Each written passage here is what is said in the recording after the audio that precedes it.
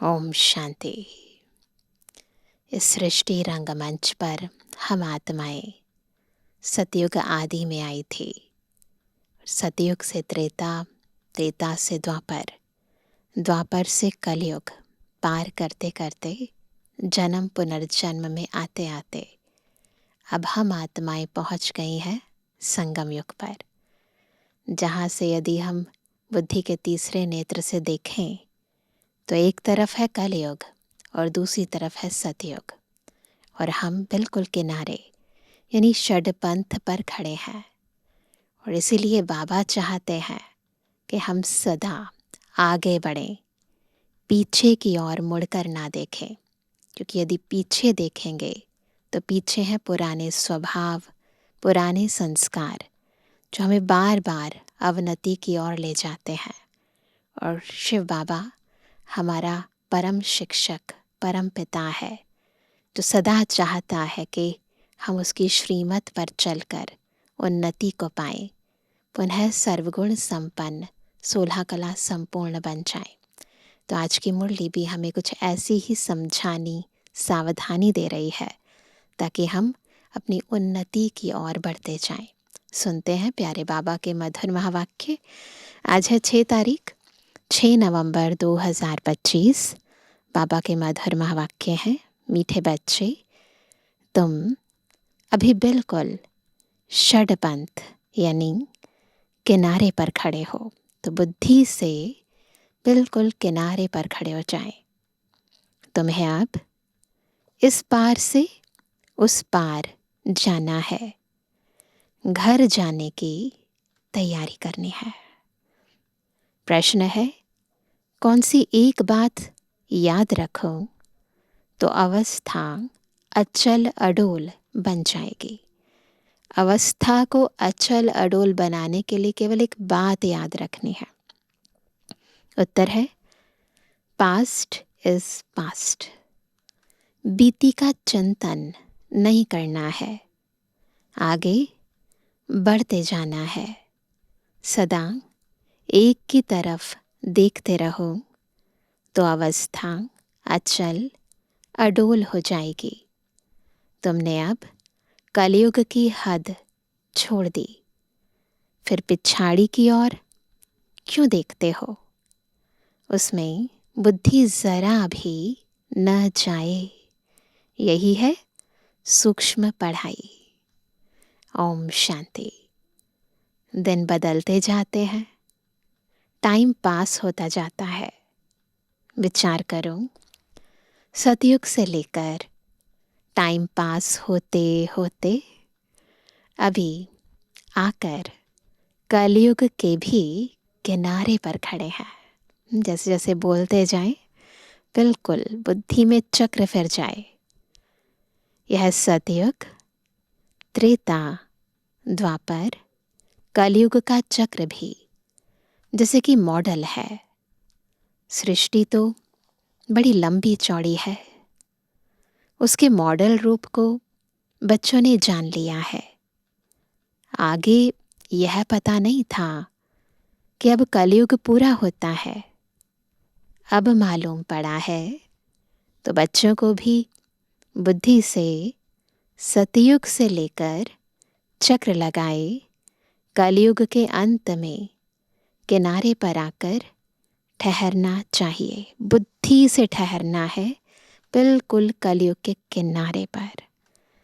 समझना चाहिए, टिक टिक होती रहती है, यानी समय बीतता जा रहा है, ड्रामा फिरता रहता है। बाकी क्या हिसाब रहा होगा? जरा सा रहा होगा, आगे पता नहीं था। अभी बाप ने समझाया है। क्या समझाया है? बाकी कोना आकर रहा है। बिल्कुल चक्र पर देखें तो सुई बिल्कुल कोने पर आकर खड़ी हुई है। इस दुनिया से उस दुनिया में जाने का अभी बाकी थोड़ा समय है। यह ज्ञान भी अभी मिला है, जब बिल्कुल थोड़ा समय रहा है। हम सतयुग से लेकर चक्र लगाते लगाते अब कलयुग अंत में आकर पहुँचे हैं। अब फिर वापस जाना है। आने का और निकलने का गेट होता है ना। सतयुग में हम आत्माएं बिल्कुल इस ड्रामा में एंट्री हुई हमारी, और अब बिल्कुल कलयुग अंत में आ गए हैं। इसके बाद हमारी एग्जिट हो जाएगी। तो एक आने का गेट और एक जाने का गेट।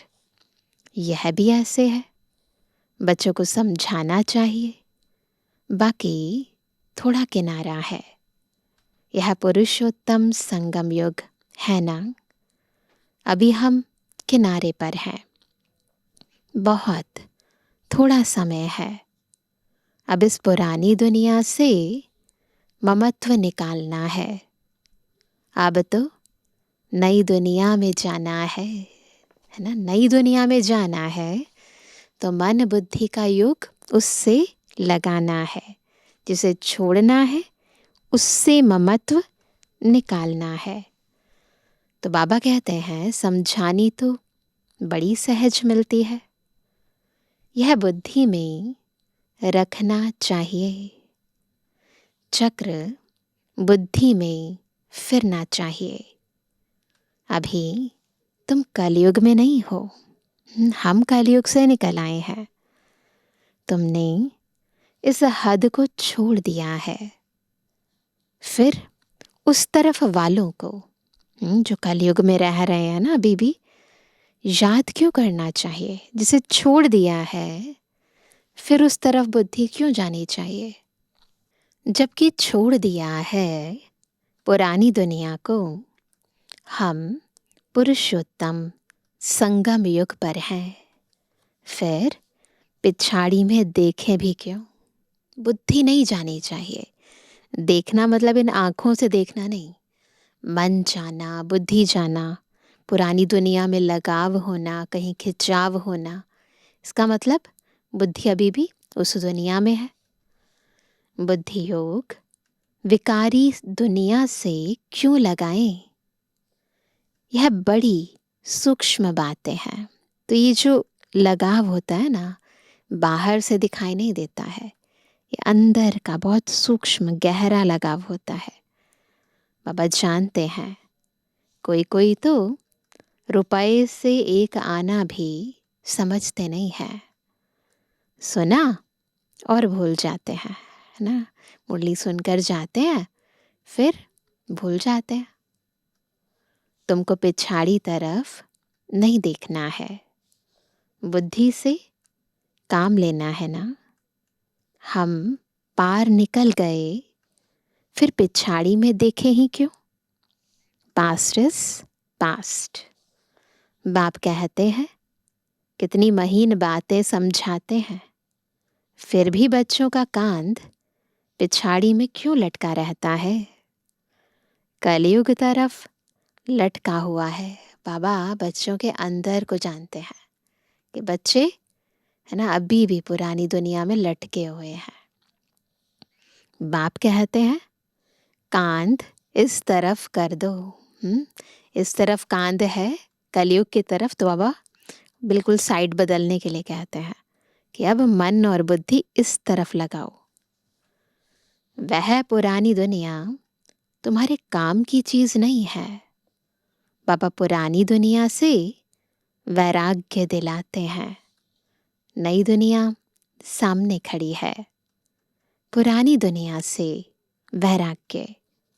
विचार करो, ऐसी हमारी अवस्था है। बाप कहते हैं पास्ट इज पास्ट। बीती बात को चितवो नहीं। पुरानी दुनिया में कोई आश नहीं रखो। अब तो एक ही ऊंच आश रखनी है। कौन सी। हम चले सुख धाम। मन में बस मुझे जाना है स्वर्ग में, सुख धाम में। बुद्धि में सुख धाम ही याद रहना चाहिए। पिछाड़ी में क्यों फिरना चाहिए, परंतु बहुतों की पीठ मुड़ जाती है।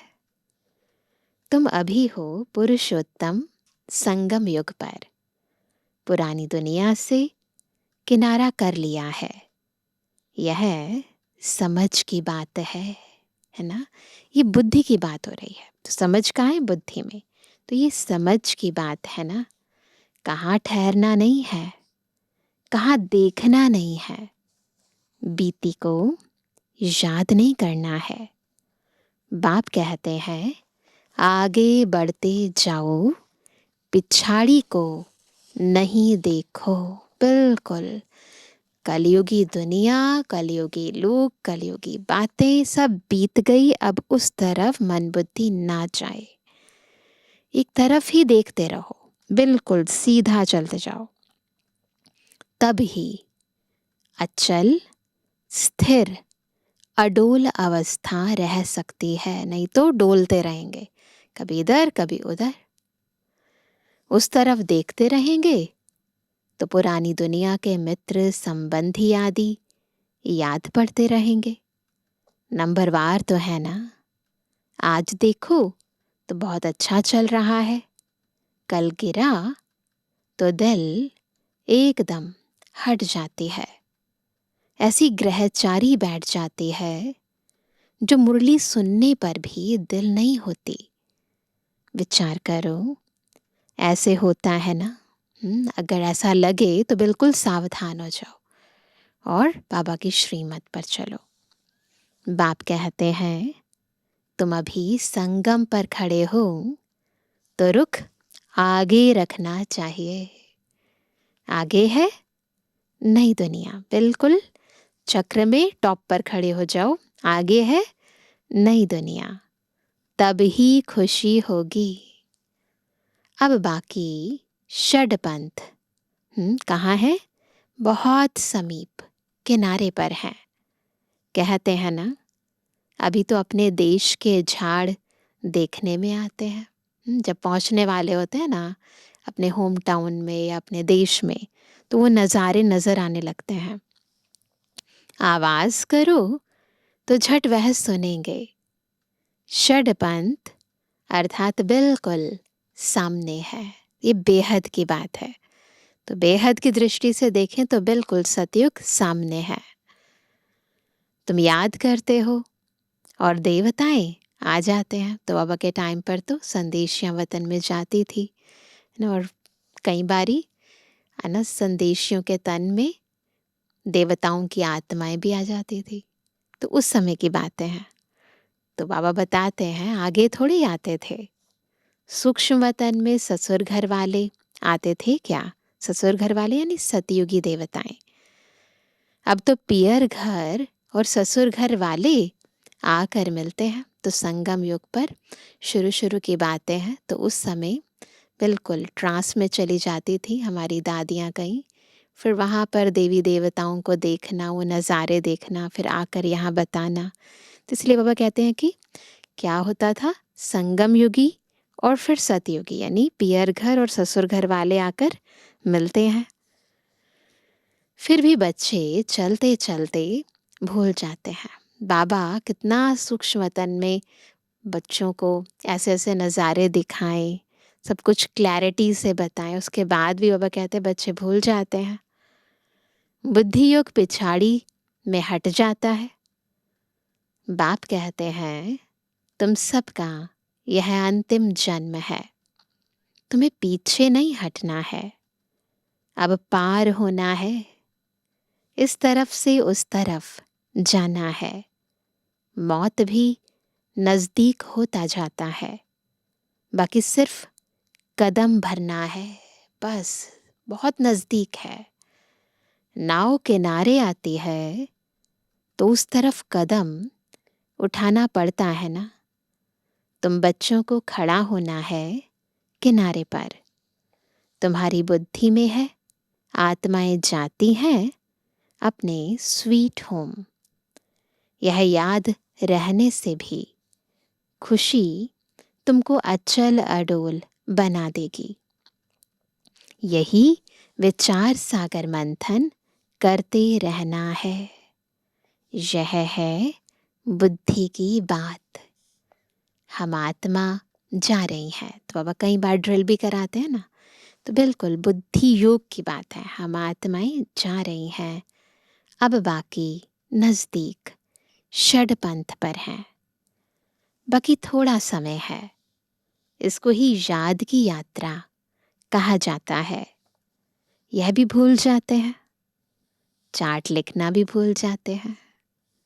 अपने दिल पर हाथ रख कर देखो, बाबा जो कहते हैं कि अपने को ऐसे समझो हम नज़दीक षडपंथ पर खड़े हैं। ऐसी अवस्था हमारी है क्या? मन बुद्धि से हम बिल्कुल किनारे पर पहुँचे हैं ना? अपने आप को अंदर ही अंदर चेक करना है। बुद्धि में एक बाबा ही याद हो। बाबा याद की यात्रा भिन्न भिन्न प्रकार से सिखलाते रहते हैं। इस याद की यात्रा में ही मस्त रहना है। बस अब हमको जाना है, यहाँ है सब झूठे संबंध, सच्चा सतयुग का संबंध है। अपने को देखो, हम कहाँ खड़े हैं, मन बुद्धि से कहाँ खड़े हैं। सतयुग से लेकर बुद्धि में यह चक्र याद करो। तुम स्वदर्शन चक्रधारी होना। सतयुग से लेकर चक्र लगाए आकर किनारे पर खड़े हुए हो। षडपंथ हुआ ना। देखो बाबा कितनी बार मन बुद्धि से हमें पूरे सृष्टि चक्र का चक्र लगवा रहे हैं। तो बुद्धि से हमें पूरा सतयुग से त्रेता द्वापर कलयुग संगम पर आकर खड़े हो जाना है। तो हम कहाँ हैं? षडपंथ पर है, याद रखना है। कई तो अपना टाइम बहुत व्यर्थ गवाते हैं, 5-10 मिनट भी मुश्किल याद में रहते होंगे। स्वदर्शन चक्रधारी तो सारा दिन बनना चाहिए, सारा दिन बुद्धि में चक्र फिरते रहना चाहिए ना। कर्म में आए, कर्म किया, बिल्कुल कर्म पूरा हो गया, फिर चक्र घुमाना शुरू कर दो। तो बाबा कई बार कहते हैं 500 रुपयों की ड्रिल करो, चक्र लगाओ ना मन बुद्धि से। तो ये चक्र घुमाने से क्या होगा? विकर्म विनाश होंगे, आत्मा शक्तिशाली बनेगी। तो बाबा कहते हैं ऐसे तो है नहीं। बाबा भिन्न भिन्न तरीके से समझाते हैं। आत्मा की ही बात है। तुम्हारी बुद्धि में चक्र फिरता रहता है, बुद्धि में यह याद क्यों नहीं रहनी चाहिए? अभी हम किनारे पर खड़े हैं। यह किनारा बुद्धि में क्यों नहीं याद रहता है? जबकि जानते हो हम पुरुषोत्तम बन रहे हैं, तो जाकर किनारे पर खड़े रहो, जो मुआफिक चलते ही रहो।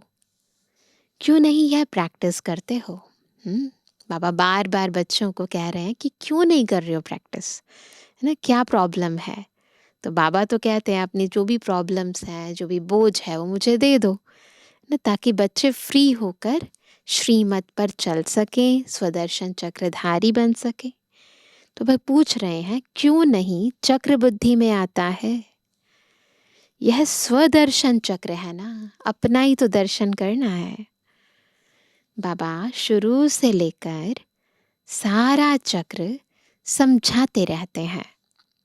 तुम्हारी बुद्धि सारा चक्र लगाए आकर किनारे पर खड़ी रहनी चाहिए, और कोई भी बाहर का वातावरण झंझट ना रहे। दिन प्रतिदिन तुम बच्चों को साइलेंस में ही जाना है, टाइम वेस्ट नहीं गंवाना है। पुरानी दुनिया को छोड़ नए संबंध से अपना बुद्धि का योग लगाओ। योग नहीं लगाएंगे तो पाप कैसे कटेंगे? तुम जानते हो यह दुनिया ही खत्म होनी है। इनका मॉडल कितना छोटा है, 5000 वर्ष की दुनिया है। अजमेर में स्वर्ग का मॉडल है, परंतु किसको स्वर्ग याद आएगा क्या? वह क्या जाने स्वर्ग से।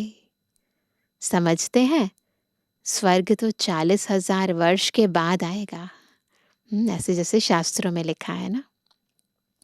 बाप तुम बच्चों को बैठ समझाते हैं, इस दुनिया में कामकाज करते बुद्धि में यह याद रखो कि यह दुनिया तो खत्म होने वाली है, अब जाना है। हम पिछाड़ी में खड़े हैं, एकदम जो मिसल चलता है, बिल्कुल धीरे धीरे ड्रामा चलता जा रहा है। मंजिल कितनी बड़ी है, बाप तो मंजिल को जानते हैं ना। बाप के साथ दादा भी इकट्ठा है, वह समझाते हैं तो क्या यह नहीं समझा सकते? बाबा शिव बाबा तो समझाते हैं, परंतु फिर ब्रह्मा बाबा भी तो समझाते हैं ना। वो फिर लौकिक दुनिया के हिसाब से हमें अच्छे से एक्सप्लेन करते हैं। यह भी सुनते तो है ना। क्या यह ऐसे ऐसे विचार सागर मंथन नहीं करता होगा? बाप तुमको विचार सागर मंथन करने की पॉइंट्स सुनाते रहते हैं। शिव बाबा पॉइंट सुनाते हैं, ब्रह्मा बाबा मंथन करते हैं, और फिर दोनों मिलकर हम बच्चों को अच्छे से समझाते हैं, अच्छे से पढ़ाते हैं। ऐसे नहीं कि बाबा बहुत पिछाड़ी में है। अरे यह तो दुम लटका हुआ है, फिर पिछाड़ी में कैसे होगा? यह सब गुह्य गुह्य बातें धारण करनी है, गफलत छोड़ देनी है। बाबा के पास 2-2 वर्ष के बाद आते हैं। बाबा कंप्लेंट कर रहे हैं बच्चों को कि आते नहीं हैं बच्चे।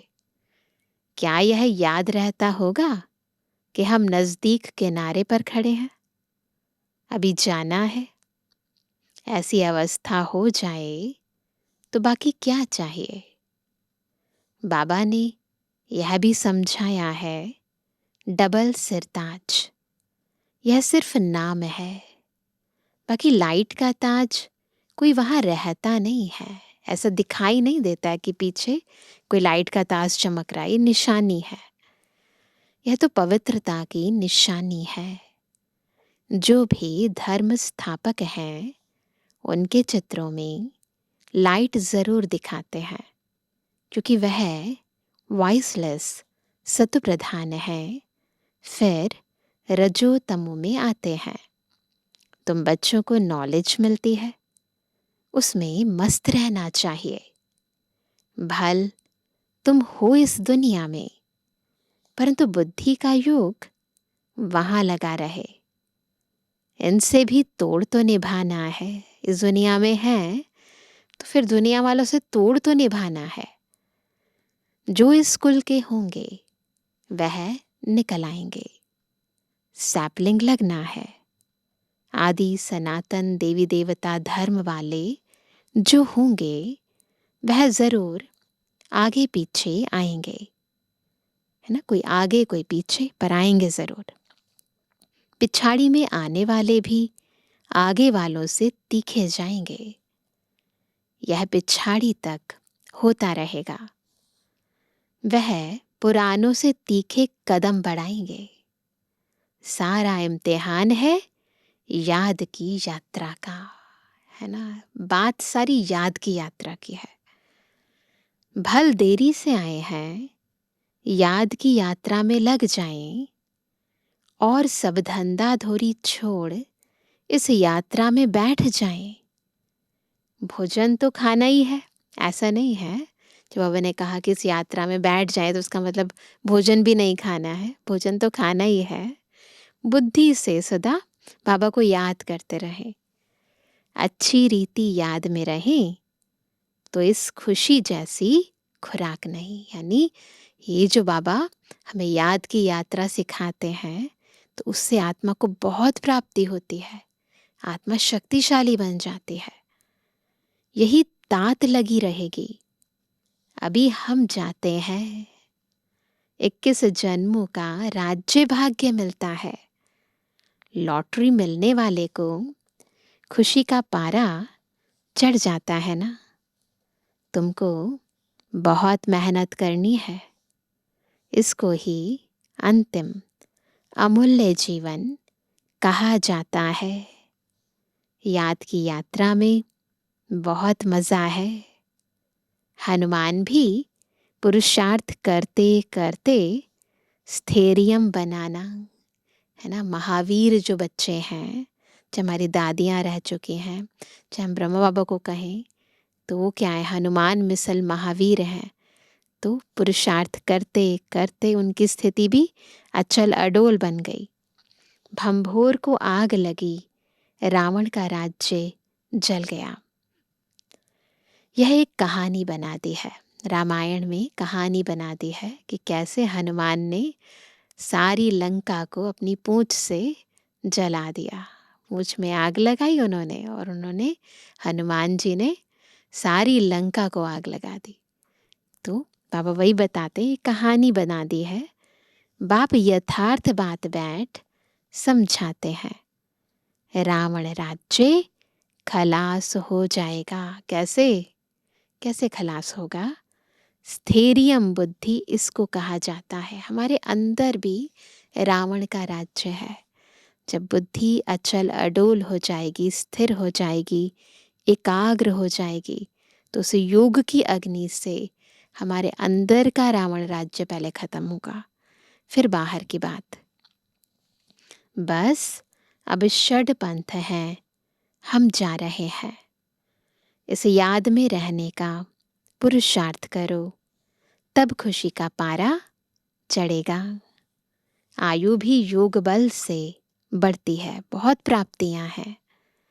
तुम अभी दैवी गुण धारण करते हो, फिर वह आधा कल्प चलती है। इस एक जन्म में तुम इतना पुरुषार्थ करते हो, जो तुम जाकर यह लक्ष्मी नारायण बनते हो एक ही जन्म में। तो कितना पुरुषार्थ करना चाहिए? इसमें गफलत व टाइम वेस्ट नहीं करना चाहिए। जो करेगा सो पाएगा। बाप शिक्षा देते रहते हैं। तुम समझते हो, क्या समझते हैं? कल्प कल्प हम विश्व के मालिक बनते हैं। इतने थोड़े टाइम में कमाल कर देते हैं, सारी दुनिया को चेंज कर देते हैं। बाप के लिए कोई बड़ी बात नहीं, पहली बार थोड़ी ना कर रहे हैं बाबा, कल्प कल्प करते हैं। बाप समझाते हैं, चलते फिरते, खाते पीते अपना बुद्धि योग बाप से लगाओ। यह गुप्त बात बाप ही बच्चों को बैठ समझाते हैं। अपनी अवस्था को अच्छी रीति जमाते रहो, नहीं तो ऊंच पद नहीं पाएंगे, है ना। अपने आंतरिक अवस्था को स्ट्रॉन्ग बनाना है। तुम बच्चे नंबरवार पुरुषार्थ अनुसार मेहनत करते हो, समझते हो। क्या समझते हैं? आज बाबा बार बार रिपीट कर रहे हैं, अभी तो हम किनारे पर खड़े हैं, फिर पिछाड़ी में हम क्यों देखें। आगे कदम बढ़ते रहते हैं, बुद्धि के कदम आगे बढ़ते रहें। इसमें अंतर्मुखता बहुत चाहिए, क्योंकि ये मन बुद्धि की बात है, इन पैरों की बात नहीं है। तो इसके लिए अंतर्मुखता चाहिए। इसलिए कछुए का भी मिसाल है। क्या करता है कछुआ?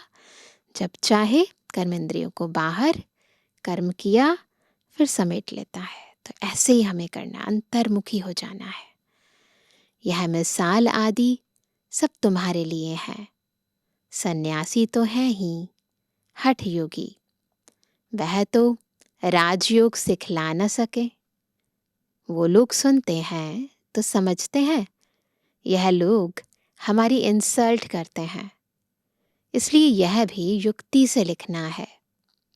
बाप बगैर राजयोग कोई सिखला ना सके। डायरेक्टली नहीं बोलना है, युक्ति से बोलना है। इनडायरेक्ट बोला जाता है तो ख्याल ना हो, किसी को बुरा भी ना लगे ना। युक्ति से चलना होता है ना, जो सर्प भी मरे लाठी भी ना टूटे, है ना। अपना ज्ञान भी दे दें और उनको बुरा भी ना लगे। कुटुंब परिवार आदि सबसे प्रीत रखो, परंतु बुद्धि का योग बाप से लगाना है। तुम जानते हो हम अभी एक की मत पर है, एक की मत पर है। यह है देवता बनने की मत। इसको ही अद्वैत मत कहा जाता है, जिसके जैसी दूसरी मत नहीं है। बच्चों को देवता बनना है। कितना बार तुम बने हो, पहली बार नहीं बन रहे हो, अनेक बार। अभी तुम संगम युग पर खड़े हो। यह अंतिम जन्म है। अब तो जाना है, पिछाड़ी में क्या देखना है। देखते हुए फिर भी अपनी अडोलता में तुम खड़े रहो। इन आंखों से भले देखो, पर आंतरिक स्थिति अचल अडोल रहे। मंजिल को भूलना नहीं है। तुम ही महावीर हो, जो माया पर जीत पाते हो। अभी तुम समझते हो हार और जीत का यह चक्र फिरता रहता है। कितना वंडरफुल ज्ञान है बाबा का। यह पता था क्या कि अपने को बिंदी समझना है। इतनी छोटी सी बिंदी में सारा पाठ नूंधा हुआ है, बिल्कुल छोटी सी बिंदी में जो चक्र फिरता रहता है। बहुत वंडरफुल है। वंडर क्या है, छोड़ना ही पड़ता है ना। बाबा बस यही कह देते हैं वंडरफुल है, बाकी विस्तार तो बहुत है ना, इसलिए छोड़ना पड़ता है। अच्छा मीठे मीठे के जवानी बच्चों पे जुबानी बाप दादा का दिल जान सको प्रेम से नंबरवार प्रसाद अंसार याद। रूहानी बच्चों की रूहानी बाप दादा को गुड मॉर्निंग, नमस्ते नमस्ते नमस्ते। धारणा के लिए मुख्य सार। पहला, पीछे मुड़कर नहीं देखना है। किसी भी बात में ठहर नहीं जाना है। एक बाप की तरफ देखते हुए अपनी अवस्था एक रस रखनी है। दूसरा, बुद्धि में याद रखना है कि अभी हम किनारे पर खड़े हैं। घर जाना है, गफलत छोड़ देनी है। अपनी अवस्था जमाने की गुप्त मेहनत करनी है। वरदान है, सर्व के दिल का प्यार प्राप्त करने वाले न्यारे प्यारे निःसंकल्प भाव। कैसे बनेंगे न्यारे प्यारे निःसंकल्प ना, जब हम सबके दिल का प्यार प्राप्त करेंगे और उसके बावजूद भी सबसे न्यारे रहेंगे। तो जब ये बैलेंस होगा, जब निसंकल्प रहेंगे, तो सब प्यार करेंगे और बाबा भी प्यार करेंगे। जिन बच्चों में न्यारे और प्यारे रहने का गुण व निसंकल्प रहने की विशेषता है, कोई भी नेगेटिव थॉट ना चले, वेस्ट थॉट ना चले, अर्थात जिन्हें ये वरदान प्राप्त है, वे सर्व के प्रिय बन जाते हैं। क्योंकि न्यारेपन से सबके दिल का प्यार स्वतः प्राप्त होता है। वे अपनी शक्तिशाली निसंकल्प स्थिति व श्रेष्ठ कर्म द्वारा अनेकों की सेवा के निमित्त बनते हैं। इसलिए स्वयं भी संतुष्ट रहते और दूसरों का भी कल्याण करते हैं। उन्हें हर कार्य में सफलता स्वतः प्राप्त होती है। स्लोगन है, एक बाबा शब्द ही सर्व खजानों की चाबी है। इस चाबी को सदा संभाल कर रखो। बस बाबा कहो और फिर देखो सब खजाने मिल जाएंगे। आज का अव्यक्त इशारा, अशरीरी व विदेही स्थिति का अभ्यास बढ़ाओ। 1 सेकंड में चोले से अलग तभी हो सकेंगे, बिल्कुल डिटैच, जब किसी भी संस्कारों की टाइटनेस नहीं होगी। संस्कार आत्मा को उड़ने नहीं देते हैं, पुराने संस्कार तो डिटैच होने नहीं देते हैं। जैसे कोई भी चीज़ अगर चिपकी हुई होती है तो उनको खोलना मुश्किल होता है। हल्के होने से सहज ही अलग हो जाते हैं। वैसे ही अगर अपने संस्कारों में जरा भी इजीपन नहीं होगा तो फिर अशरीरीपन का अनुभव कर नहीं सकेंगे। इसलिए इजी और अलर्ट रहो, इजी भी रहो और अलर्ट भी रहो। अच्छा, ओम शांति।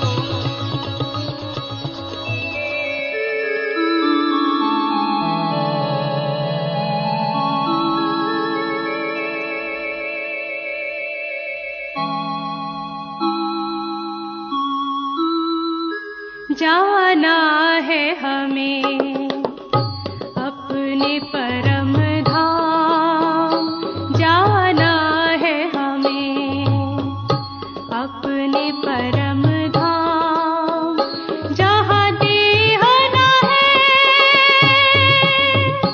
ना देह का ज्ञान, जहाँ देह ना है ना देह का ज्ञान, जाना